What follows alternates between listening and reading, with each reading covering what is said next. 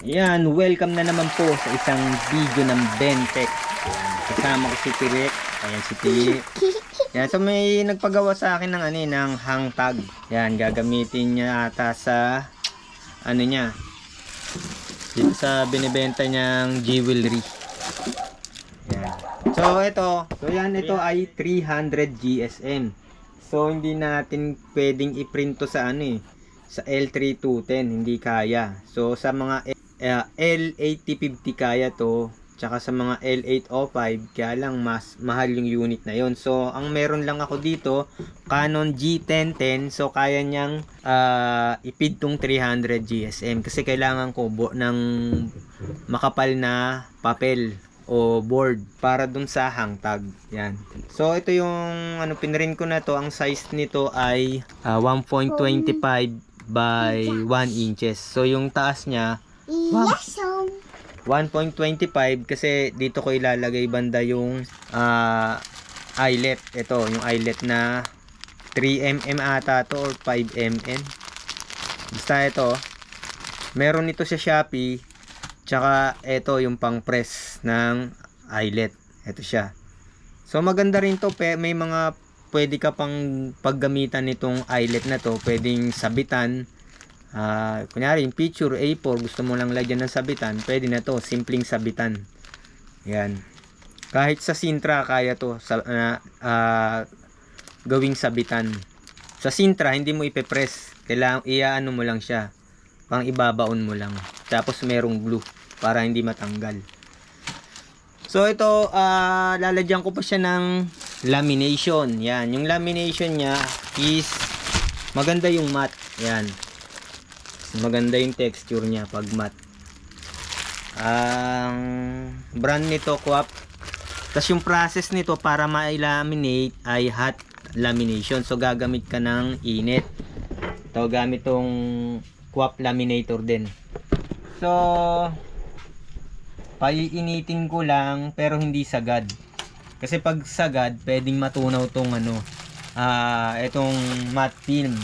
Yung glossy version nito is smooth film.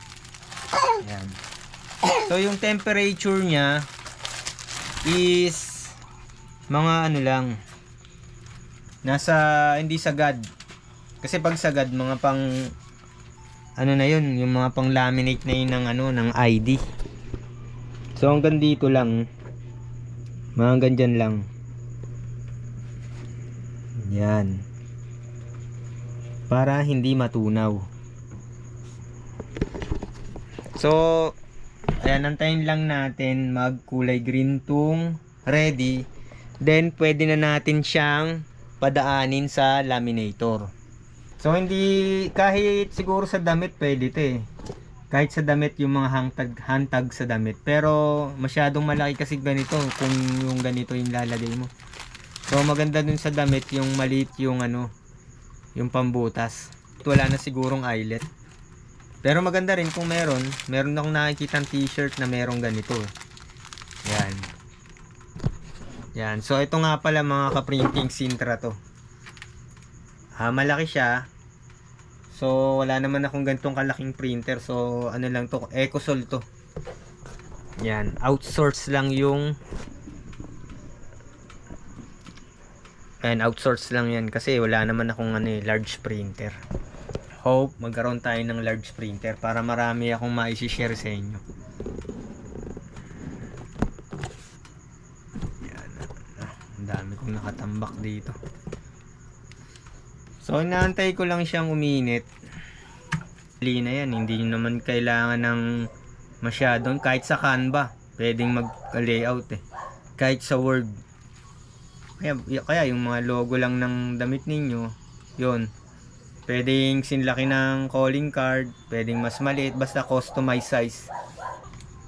So antayin lang natin uminit.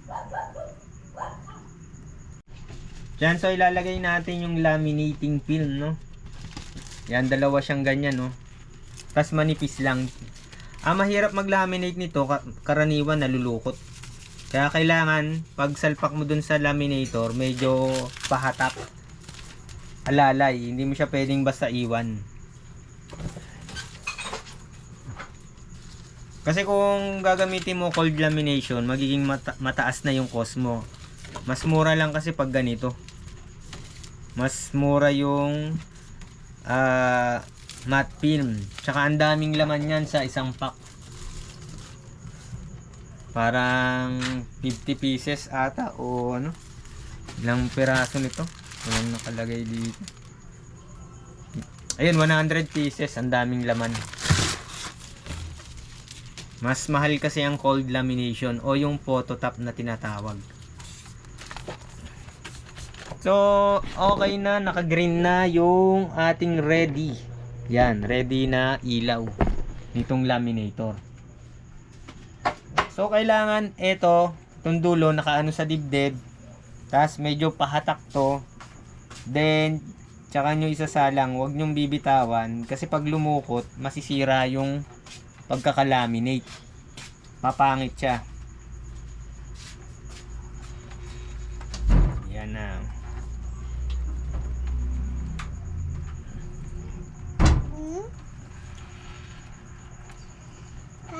Ayan.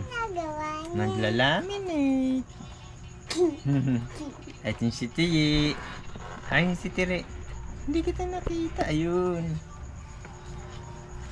Then, eto pang isa.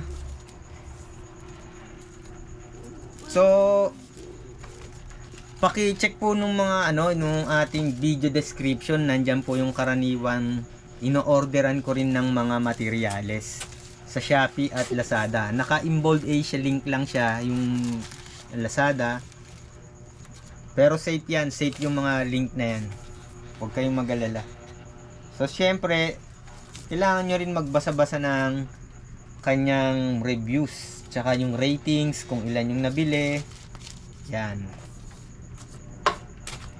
Pero yung mga yung compile niyan, sigurado yan. Ang dami nang bumili dyan. Ang dami ng mga items silang mga nabenta. Tsaka para hindi kayo madali ng mga ng mga overpriced na product. Kasi malawak naman ang internet, may Google, yan, may Shopee, may Lazada, makikita nyo talaga yung presyo dyan. Tsaka makikita nyo yung dami ng nasold. Yan. Yan. Ganun lang, dapat ito nasa dibdib, tapos medyo pahatak na gano'n, no? Pag ganyan, no? Habang sinasalang nyo, hinakahatak to. Kasi once na nalukot yan, dire-diretso na yan. Halos sira na, hindi mo na magagamit lahat pag nagkaroon ng lukot. Kailangan namang ibigay mo yun sa nagpagawa sa'yo. Yan, dahan-dahan, huwag nyong bibitawan. Baka mapasok kamay mo. No, hindi na tayo mapapaso niyan.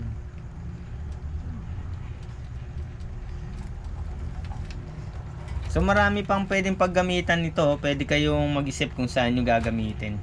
Yes. Pwede yung hang tag niya, pwedeng parang pa-booklet. Yan, parang siya, yung nakatuping ganun.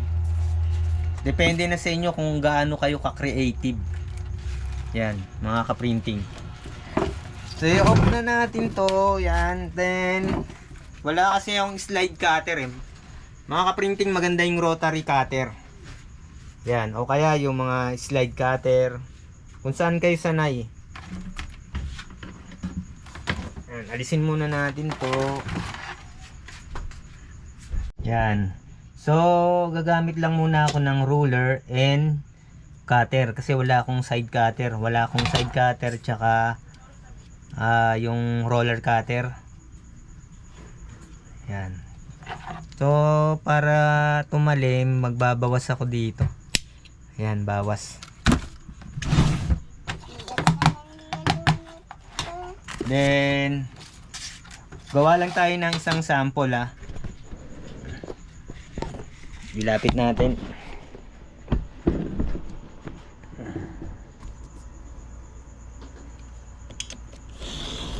Medyo matagal lang pag ganito mga ka-printing.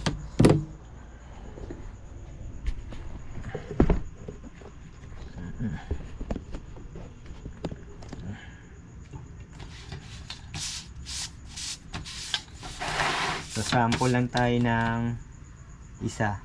So pagpasensyaan nyo na tong cutting mat ko, lumang-luma na to, matagal na to. Pangit na tingnan. Tsaka tong lamesa ko, kaya madumihan kasi nilalagyan ko yan ng printer na dumudumi yung ano dahil sa ink.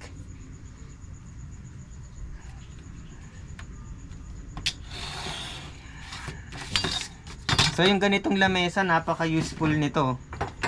Yan oh. Ang tatak nito, lifetime. Nabili ko to sa Ace Hardware.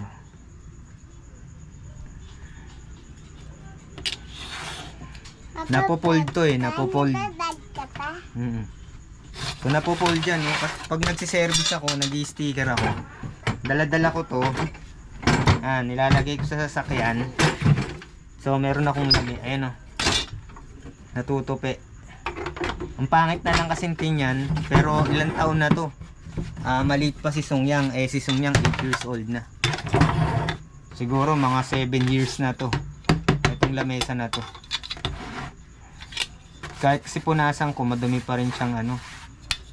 Tsaka minsan tinsusulatan nila Songyang nito ng pentel pen, colors.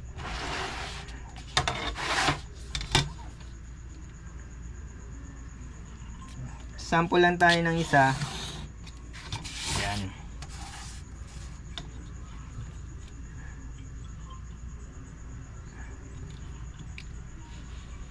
Maganda matalas yung pangkat nyo para maganda yung mga dulo.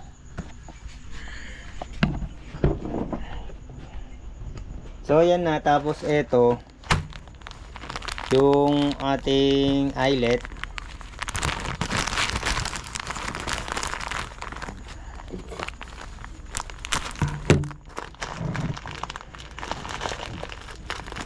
Gold yung pinili kasi yung kanyang ano, yung produkto niya is gold.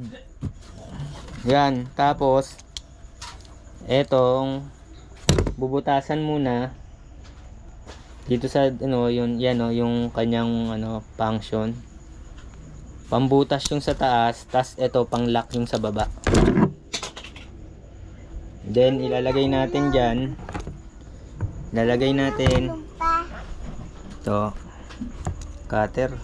Yan. Ilalagay dyan, tapos ipipress. Yan, ipipress. Medyo masakit lang sa kamay pag marami kang pinipress. So yan o.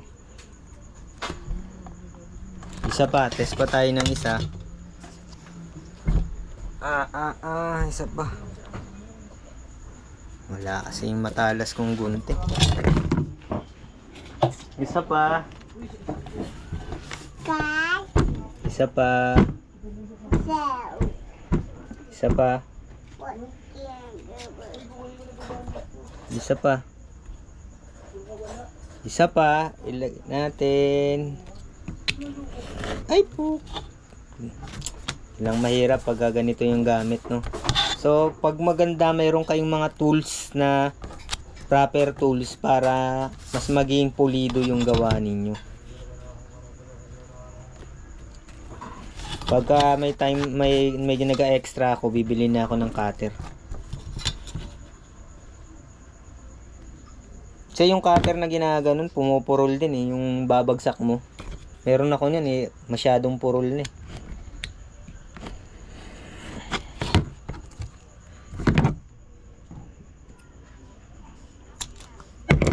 Isa pa.